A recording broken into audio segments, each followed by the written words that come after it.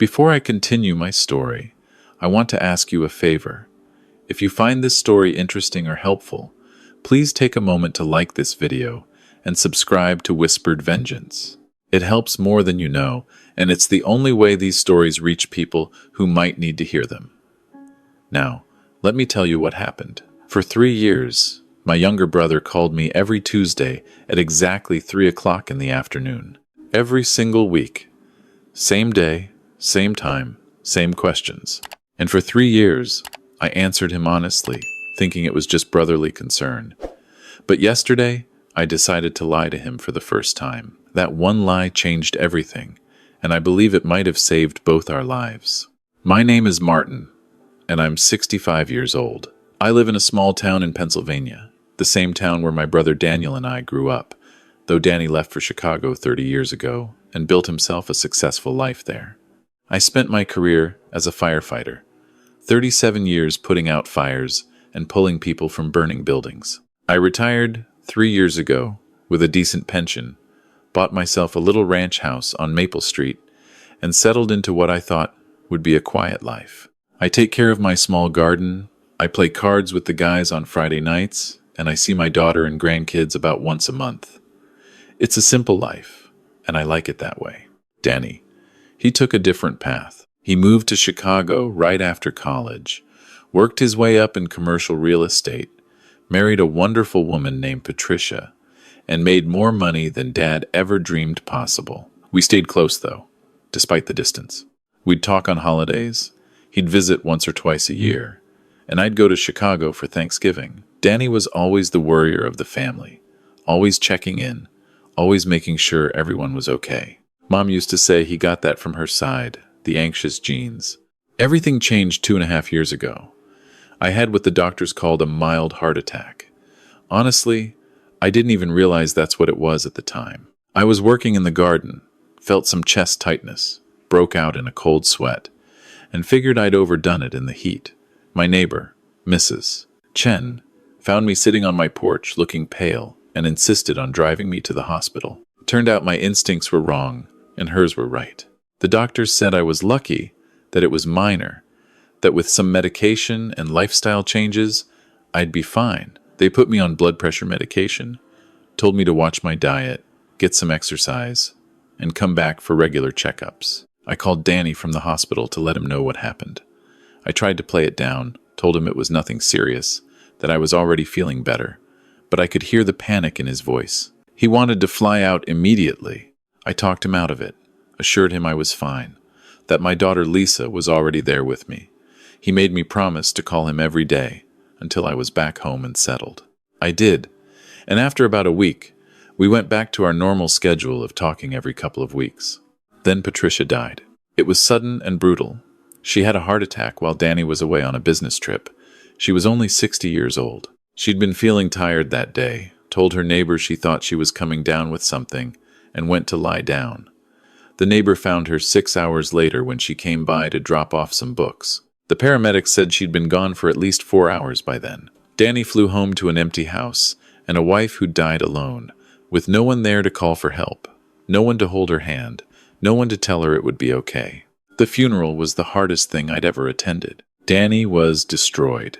He'd always been the composed one, the successful one, the one who had everything figured out. But standing at Patricia's grave, he looked like a lost child. He kept saying the same thing over and over. I should have been there. I should have known something was wrong. Why didn't she call me? Why didn't I call her that day? I stayed with him in Chicago for 2 weeks after the funeral. We didn't talk much. We'd sit in his living room, drink coffee, and exist in the same space. Sometimes that's all you can do for someone who's grieving. Before I left, I hugged him and told him to call me anytime, day or night. He nodded, but his eyes were somewhere else, somewhere far away. The Tuesday calls started exactly 1 month after Patricia's funeral. The first call came at 3 o'clock in the afternoon. I was watching a baseball game when my phone rang. Hey, Danny, I answered. How are you holding up? Martin. His voice sounded strange, tight. Are you okay? Yeah, I'm fine. Just watching the game. Are you okay? Are you feeling all right? No chest pains? No shortness of breath? I frowned at the television. No, I'm fine. Why? No dizziness? You're not sweating or feeling nauseous? Danny, I'm completely fine. What's going on? There was a pause. I just needed to check. I worry about you, you know, after what happened. I appreciate that, but I'm good. The doctor says my heart is doing fine with the medication. You're taking the medication every day, right? You're not missing doses? Every morning like clockwork. Danny, seriously, I'm okay. He let out a breath that sounded like he'd been holding it. Okay, good. That's good. We talked for a few more minutes about nothing in particular, and then he let me go. I thought it was a one-time thing, that he was having a rough day and needed reassurance. But the next Tuesday, at exactly 3 o'clock, my phone rang again. Martin, how are you feeling today? I'm fine, Danny. Any symptoms? Chest pain? Shortness of breath? Irregular heartbeat? No, nothing. I feel great. This became our routine. Every Tuesday at 3 o'clock, Danny would call with the same questions. At first, I found it touching that he cared so much. Then, it started to feel a little excessive. By the third month, I was getting annoyed. Danny, you don't need to call every week to check on me, I told him one Tuesday. I promise I'll call you if anything's wrong. I know. I just feel better hearing your voice, knowing you're okay. I understand, but I'm a grown man. I can take care of myself. I know you can. There was something in his voice, something desperate. Just humor me, okay? It helps me. What could I say to that? My brother was still grieving his wife. If calling me once a week made him feel better, I could spare 15 minutes. So, I let it continue. But it didn't stay at 15 minutes or simple questions. Over the months, the calls got longer and more detailed. Danny didn't just ask if I was okay anymore. He wanted specifics. What's your blood pressure this morning? Danny, I don't check it every day. You should be checking it every day. I'm sending you a home blood pressure monitor. And he did. A week later, a box arrived with a fancy digital blood pressure monitor inside.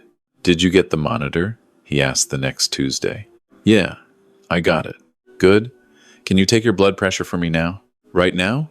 Please, Martin. It'll just take a minute. I sighed, pulled the monitor out of the box, and figured out how to use it. 120/80. That's good. That's a healthy range. Make sure you're checking it every morning and writing it down. I want you to tell me the numbers every week. It escalated from there. He sent me a pill organizer and made me promise to use it. He wanted to know what I was eating, how much I was exercising, if I was getting enough sleep. He asked about my last doctor's appointment and made me promise to schedule another one.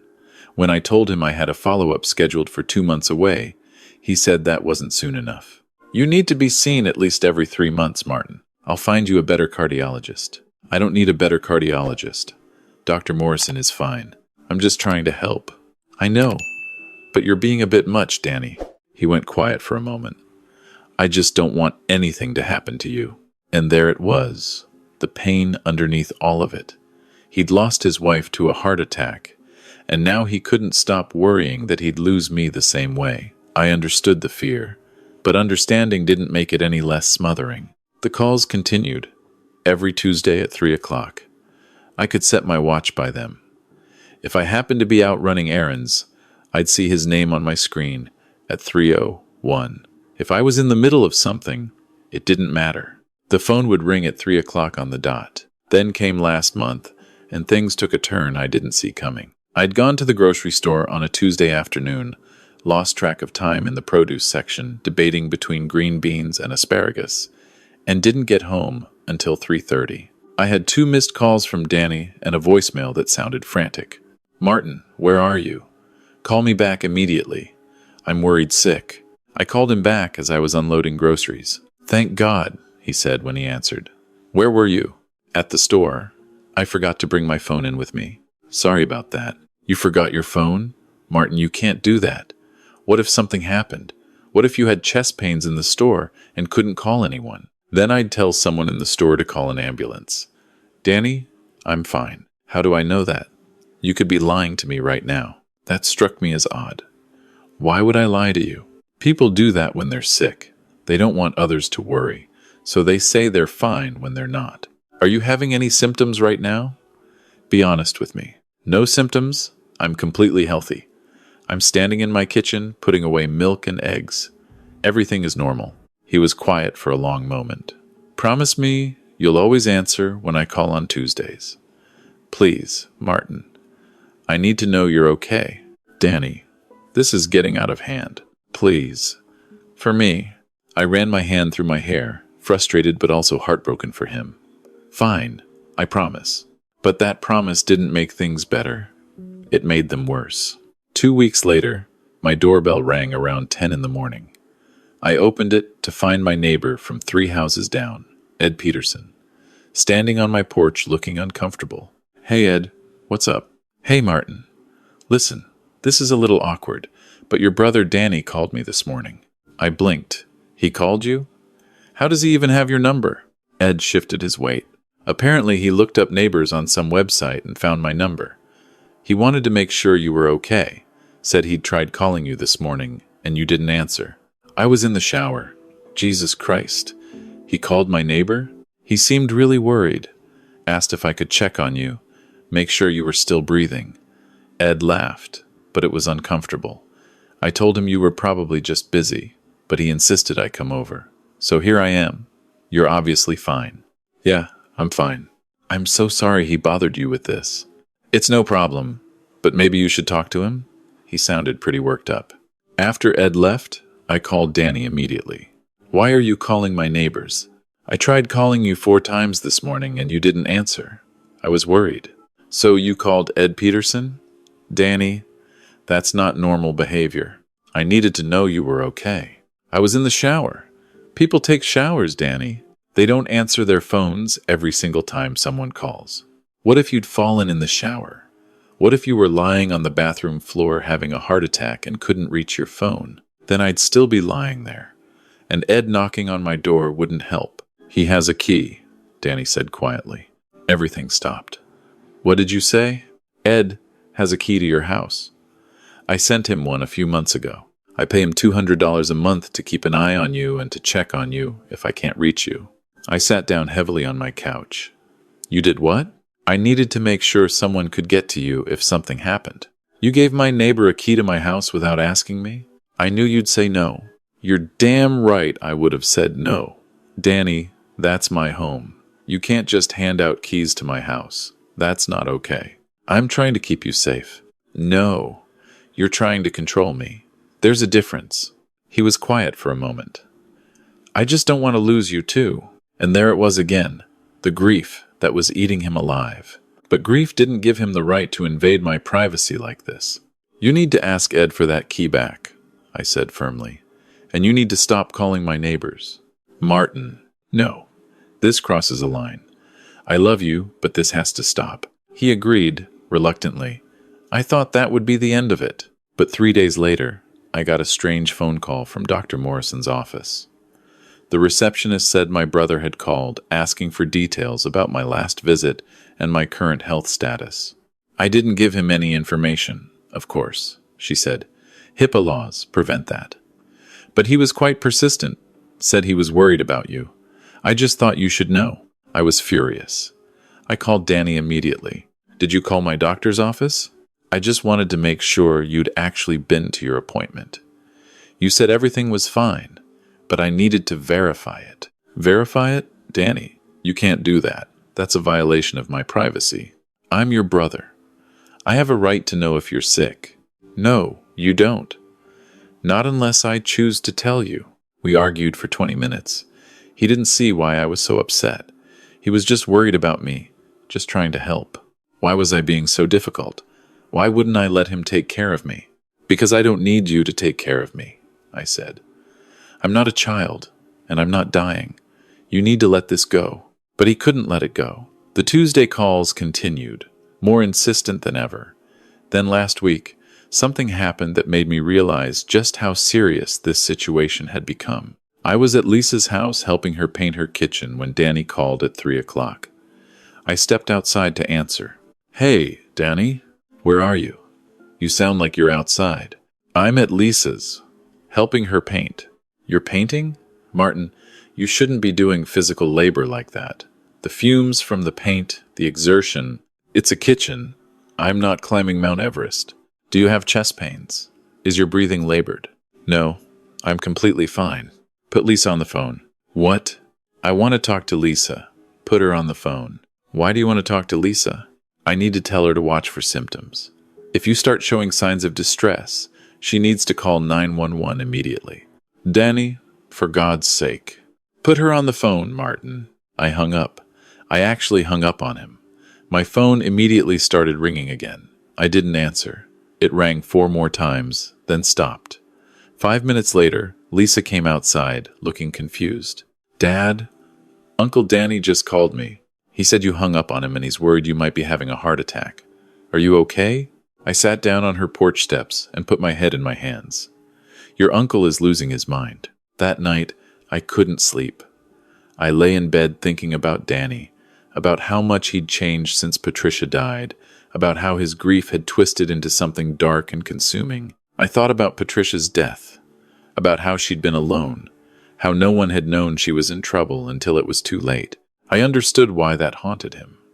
But understanding his pain didn't change the fact that his behavior was becoming unbearable. More than that, it was becoming intrusive in a way that scared me. He'd given my neighbor a key. He'd tried to get medical information from my doctor. He was calling my daughter. What would he do next? Would he try to get some kind of conservatorship over me? Try to have me declared incompetent so he could make medical decisions for me? I'd heard stories about things like that. Adult children or family members who used fear and manipulation to take control of an elderly person's life. But Danny was my brother. He loved me. He wouldn't do that to me, would he? The next morning, I did something I'm not proud of. I went to my filing cabinet and looked through my important documents. Everything seemed to be there. My will, my bank statements, the deed to my house, my insurance policies. Nothing was missing. Nothing had been tampered with. I felt ridiculous for even checking. But then I found something that made my blood run cold. Tucked in the back of my file folder for medical documents was a legal form I didn't recognize. I pulled it out and read the heading, Durable Power of Attorney for Healthcare. The form was filled out in Danny's handwriting, naming him as my healthcare agent with the power to make medical decisions on my behalf if I became incapacitated. At the bottom was a signature line for me, but it was blank. I sat there, staring at this document, my hands shaking. When had Danny put this in my files? Had he done it during his last visit, 8 months ago? Had he been going through my documents while I was in the other room? And why had he filled it out, but not had me sign it? Was he planning to forge my signature? Or was he waiting for the right moment to convince me to sign it? I thought about all the Tuesday calls, all the questions about my health, the key he'd given Ed, the call to my doctor's office. I thought about how he'd escalated over the past year, becoming more controlling, more invasive. What was his end game here? That's when I decided I needed to know what my brother was really up to, and I needed evidence. I took the power of attorney form and hid it in a different location. Then I set up a plan. The next Tuesday, I would test him. I would lie to him for the first time and see how he reacted. If my suspicions were wrong, if this really was just grief and anxiety, he'd be concerned but reasonable. But if I was right, if there was something more calculated going on, he'd reveal himself. Tuesday came. I spent the morning anxious, second-guessing myself. Was I being paranoid? Was I betraying my brother's trust by testing him like this? But then I remembered the unsigned power of attorney form hidden in my files, and I knew I had to do this. At 3 o'clock, my phone rang. Hey, Danny. Martin. How are you feeling today? Actually, not great. There was an immediate shift in his voice, a sharpening. What do you mean? What's wrong? I woke up with some chest tightness this morning. It's probably nothing, just muscle strain from helping Lisa paint, but it's been bothering me all day. Chest tightness? Martin, that's a symptom. Have you taken your blood pressure? Not yet. Like I said, it's probably just sore muscles. You need to take your blood pressure right now and check your pulse. Are you sweating? Do you feel nauseous? No, I'm just a little uncomfortable. I want you to hang up and call 911. Danny, I don't need an ambulance. You're having chest pains. You need to be evaluated immediately. It's not chest pain. It's chest tightness. There's a difference. Martin, you could be having a heart attack right now and not realize it. That's how people die. They think it's nothing. And by the time they realize how serious it is, it's too late. Please, call 911. I'm not calling 911 for sore muscles. Then I will. And he hung up. My heart started pounding. He wouldn't actually call 911, would he? But 5 minutes later, there was a knock on my door. I opened it to find 2 paramedics standing there with concerned expressions. Mr. Hayes, we got a call from your brother in Chicago. He said you're experiencing chest pains and refusing to seek treatment. I stared at them, stunned. I'm sorry you came out here. I'm not having chest pains. I have a little muscle soreness from painting, and I mentioned it to my brother. He overreacted. The older paramedic nodded, sympathetically. Would you mind if we check your vitals, just to be safe? Your brother was very insistent. I let them in and submitted to their examination. Blood pressure normal, pulse normal, oxygen levels normal, no signs of cardiac distress. They seemed satisfied, but suggested I follow up with my doctor if the discomfort persisted. After they left, my phone rang again. Danny, the paramedic said you're fine. How do you know what they said? I called the dispatch center to get an update. Danny, this has gone too far. You lied to me, he said, his voice cold. You said you had chest tightness, but there's nothing wrong with you. Why would you lie to me about something like that? My throat went dry. How do you know I was lying? Because your vitals are perfect, the paramedics confirmed it. So either you lied to me, or you're having psychosomatic symptoms, which means you're not mentally stable enough to be making your own medical decisions. There it was, the trap I'd walked right into. I'd lied to test him, and now he was using that lie against me. I need to go, I said. We need to talk about this. If you're having false symptoms, that's a serious problem. It could be early dementia, or... I hung up. My hands were shaking. I sat down at my kitchen table and tried to think clearly. Danny had just called paramedics to my house without my consent. He'd called the dispatch center to get information about my medical evaluation. He'd accused me of being mentally unstable, and he had an unsigned power of attorney form hidden in my documents. This wasn't just grief. This was something else. I called my daughter. Lisa, I need to tell you something about Uncle Danny. I explained everything. The Tuesday calls, the key he'd given Ed, the call to my doctor, the power of attorney form, and what had just happened with the paramedics. Lisa listened in silence. Dad, I think Uncle Danny needs professional help. This sounds like severe anxiety, maybe even obsessive-compulsive disorder. He's not thinking rationally. I know, but I'm worried it's more than that. What if he's trying to have me declared incompetent? What if he's planning to use that power of attorney somehow? He can't do that without your signature.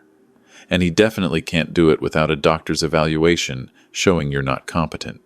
You're clearly fine. But what if he's setting me up? What if he's documenting all these symptoms I'm having, making it look like I'm declining? Lisa was quiet for a moment. Do you really think Uncle Danny would do that to you? I don't know what to think anymore. She made me promise to call her every day. She also suggested I talk to a lawyer, just to be safe. I agreed. But first, I needed to understand what was really going on with my brother. I decided to do some research. I called Patricia's sister, Margaret, who I'd met several times over the years. I asked her how Danny had been doing since Patricia's death. Honestly, Martin, I'm worried about him, she said. He's become obsessed with medical issues. He goes to the doctor constantly, convinced he's having heart problems just like Patricia. They've run every test imaginable, and he's perfectly healthy, but he doesn't believe them. He insists something is wrong, that they're missing something. Has he seen a therapist? I suggested it a few months ago, and he exploded at me, said there was nothing wrong with his mind, that his concerns were valid, that everyone was minimizing his feelings. We haven't spoken since. After I hung up with Margaret, I sat there processing this information. Danny was having health anxiety so severe he was getting constant medical tests despite being healthy. And he'd projected that anxiety onto me, turning his fear of illness into a need to control every aspect of my health. But that didn't explain the power of attorney form. That felt premeditated, calculated.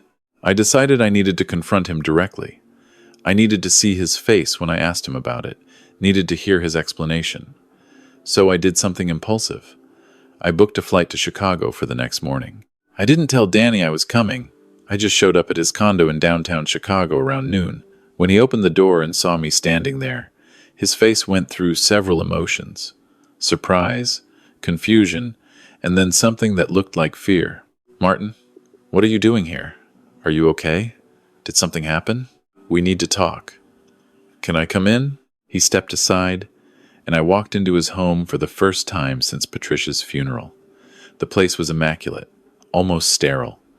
Everything was in its place. There were pill organizers on the kitchen counter, at least 6 of them.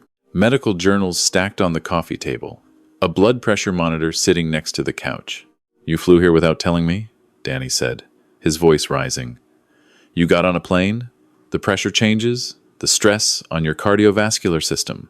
"Sit down, Danny." Something in my voice made him stop. He sat down on the couch. I sat in the chair across from him and pulled the power of attorney form out of my bag. "Why did you put this in my files?" His face went pale. "Where did you find that?" "In my medical documents file. You put it there during your last visit, didn't you? When I was outside grilling and you said you needed to use the bathroom." He didn't deny it. "I was going to talk to you about it." "Were you? Or were you going to wait until you documented enough concerning symptoms to convince a doctor I wasn't competent to make my own decisions?" "That's not what I was doing." "Then what were you doing?" He stood up and started pacing. "I need to know you'll be taken care of if something happens. I need to be able to make sure you get the right medical treatment, that you don't refuse care because you're stubborn or scared or in denial. That's my choice to make. Not if you're having a heart attack. Not if you're dying and too confused to understand what's happening. Like Patricia." He stopped pacing. His whole body went rigid. "That's what this is about, isn't it?" I said quietly. "Patricia died alone, and you weren't there. You couldn't help her. So now you're trying to make sure you'll be there for me, that you'll be able to control the situation if something happens." "I should have been there," he whispered. "I should have known something was wrong. I should have called her that morning. If I had just called her, if I had just checked in, she might have told me she wasn't feeling well. I could have told her to go to the hospital. I could have saved her. You don't know that. I should have tried." His voice cracked. "I was her husband. It was my job to protect her, and I failed.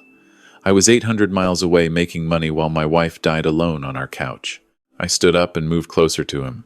"Danny, Patricia's death wasn't your fault." "Then whose fault was it? She was fine in the morning. I talked to her before my flight. She said she loved me, and I said I'd see her in 2 days, and then she was gone. Just gone. No warning. No chance to say goodbye. No chance to tell her all the things I should have told her every single day." He was crying now, really crying, in a way I'd never seen him cry before. Not even at the funeral. "I can't lose you too," he said. "I can't. You're all I have left. Dear, Mom and Dad are gone, Patricia's gone, and you're the only family I have.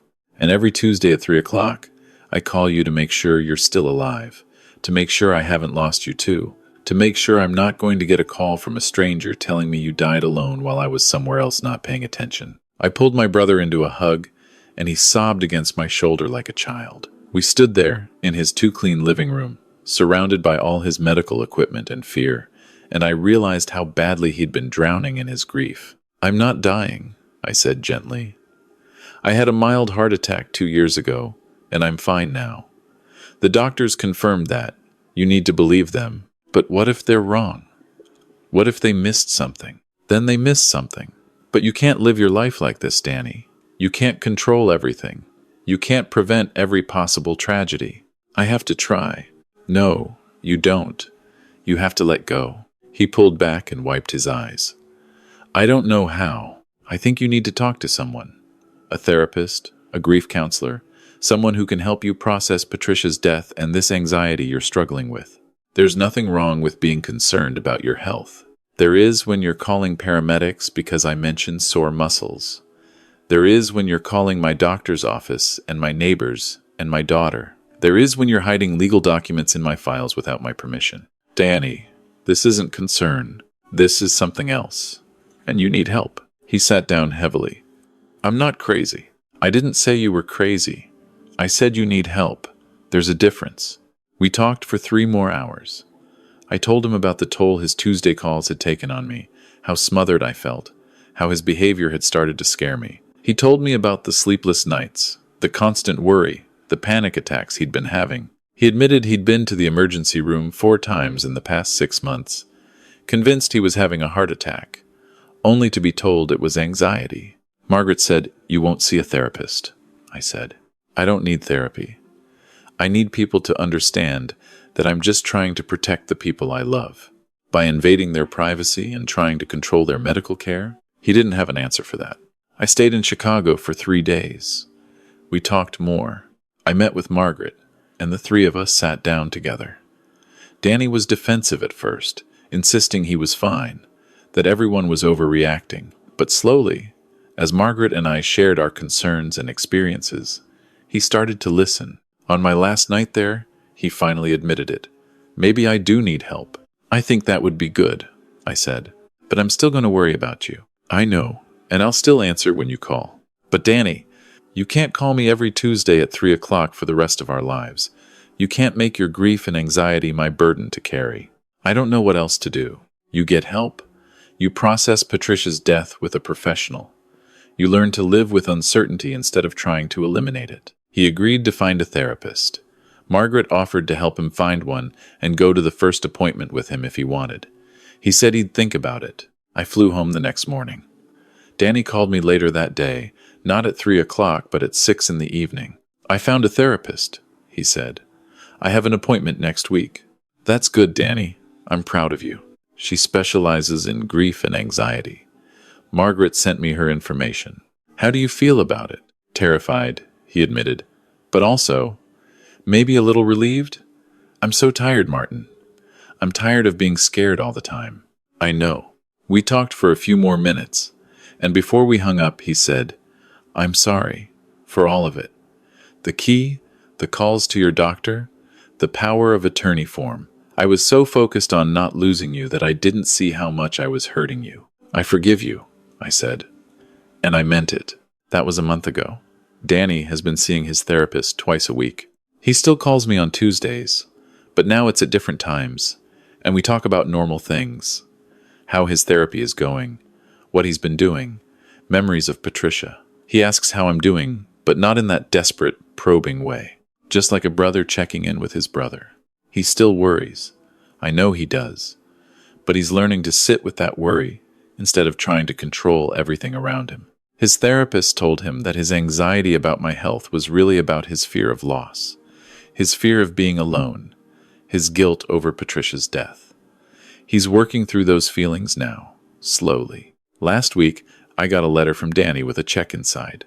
For Ed Peterson, the note said, to compensate him for his time and to apologize for putting him in an awkward position. I also enclosed a letter for Ed, explaining everything.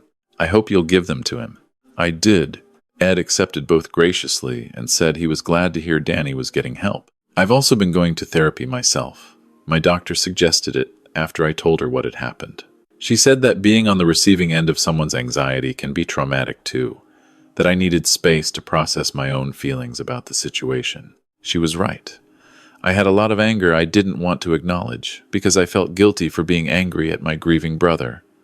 But anger and compassion can coexist. I can be angry about how Danny's behavior affected me while also having empathy for his pain. Today is Tuesday, and I'm sitting on my porch with a cup of coffee, waiting to see when Danny calls. It's 2 in the afternoon. He might call at 3 out of habit, or he might call at 4, or maybe tonight. I don't know anymore, and that's okay. What I've learned from all of this is that love can become toxic when it's mixed with fear and control. Danny loved me so much that he tried to manage every aspect of my existence, and in doing so, He nearly destroyed our relationship. But I've also learned that people can heal, that recognizing the problem is the first step toward fixing it. Danny is not a bad person. He's a hurt person who didn't know how to handle his pain. And sometimes hurt people hurt others, not out of malice, but out of desperation. The question is whether they're willing to acknowledge the harm and do the work to change. Danny is doing that work now. My phone rings. It's 3:30. I smile and answer. Hey, Danny. Hey, I know I'm late. I was in session and it ran over. That's okay. How'd it go? Hard. We talked about Patricia today, about the guilt. But good, I think. Really good. I'm glad. We talked for 20 minutes about his therapy, about the support group for widowers he joined, about a book his therapist recommended. Before we hang up, he says, Martin, I just want you to know I love you. I love you too, Danny. And I'm glad you lied to me that Tuesday. If you hadn't, I might never have realized how bad things had gotten. That lie probably saved both of us. He's right. Sometimes lying is wrong, but sometimes a lie is a mirror that forces someone to see what they've become. My lie wasn't meant to deceive, it was meant to reveal. And it worked. As I sit here watching the sun set over my quiet street, I'm grateful. Grateful that Danny is getting help. Grateful that our relationship is healing. Grateful that I had the courage to confront the situation instead of just letting it consume us both. Life is uncertain. Bad things happen to good people. We can't control everything, no matter how hard we try. All we can do is love each other, support each other, and know when to ask for help. And answer the phone on Tuesdays, even when it's not at 3 o'clock.